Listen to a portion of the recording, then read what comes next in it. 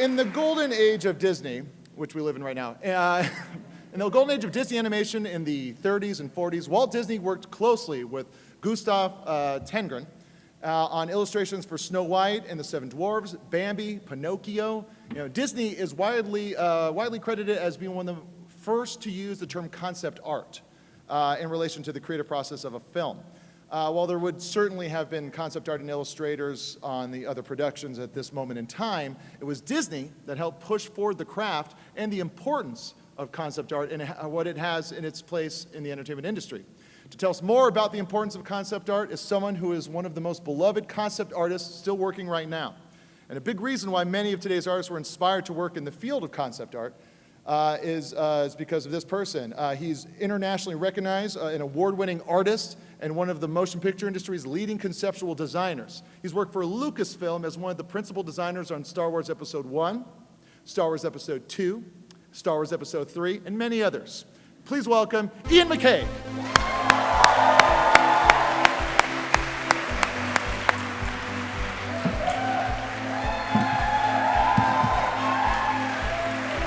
Thank you all.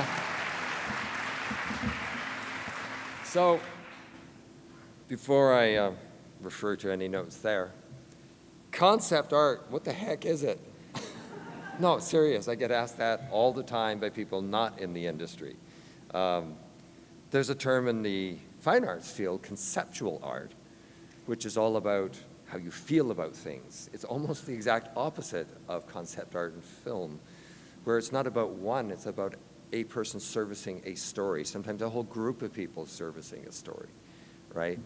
And there's a lot of confusion about it right now, where we have costume designers, we have production designers, we have art directors, we have a lot of people who do a lot of the jobs that you'd think are the design jobs. But in actual fact, what happens is there's a lot of films that don't exist, right? Places that don't exist, a lot of universes that haven't been invented yet. And instead of referring to a history book, there's really nothing for them to look at. So that's where you call in the concept artists. They sit beside the director and they create the history books for those galaxies far, far away. And then everyone else on the team has something to refer to that actually combines everything, combines the sets, the costumes, the hair, the actors, and they can draw their inspiration from that.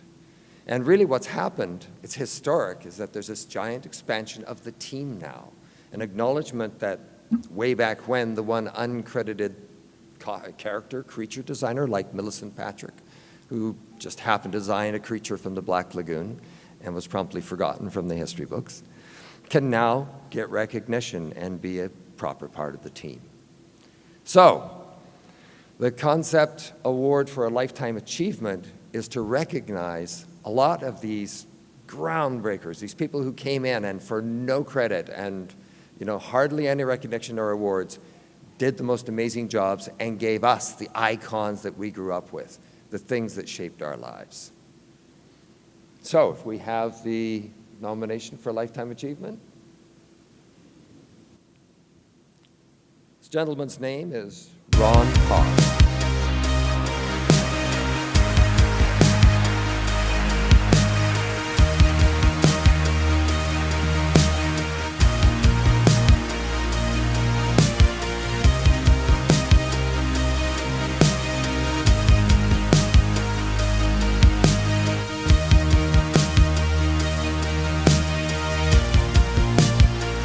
I met Ron back when he had a company called Rocket Science. It was near the end of his career. He's a big guy. He's a big personality. And there is nothing that could keep him down. And he would be here tonight. But he's had 3 strokes in the last few weeks. And that was enough to keep him at home and not here with you now. However, back on Conan the Barbarian, he was working with a fellow artist called William Stout. They were both young artists. At the beginning of their careers, there was no term for concept artists back then, so they were illustrators. And I asked Bill to write a little acceptance speech. It's 2 pages long. He loves Ron Cobb. So I read from his acceptance speech, the great Ron Cobb.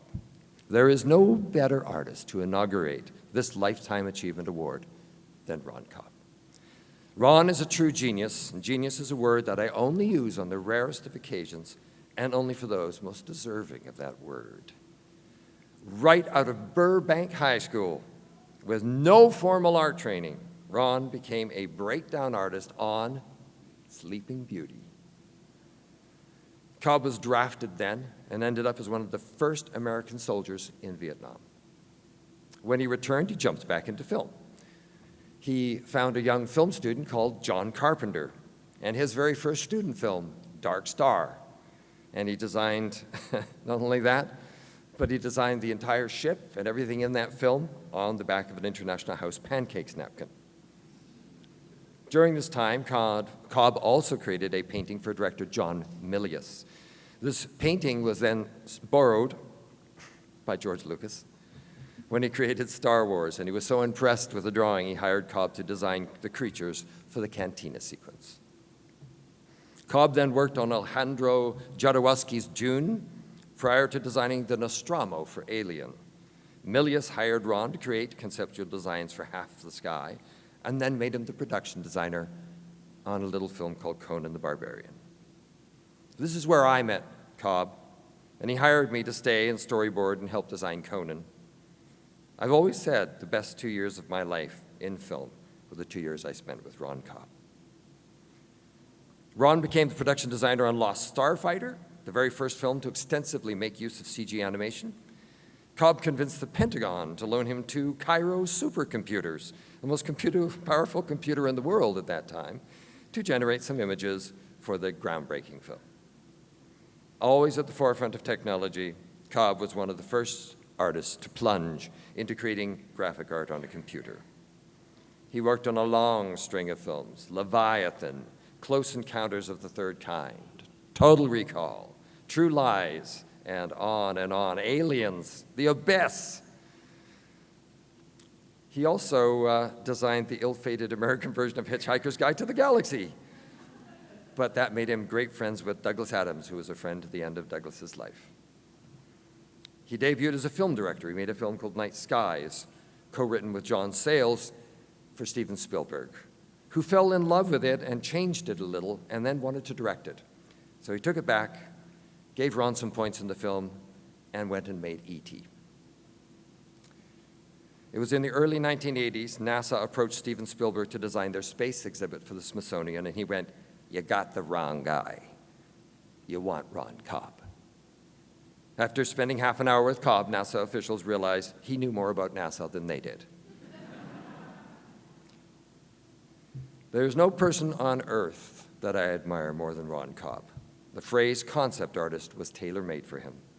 It was Ron who broke the important ground with absolutely brilliant, always humorous, and slightly subversive concepts and amazingly functional designs, showing the rest of us a truly inspiring path forward to the future. For Ron.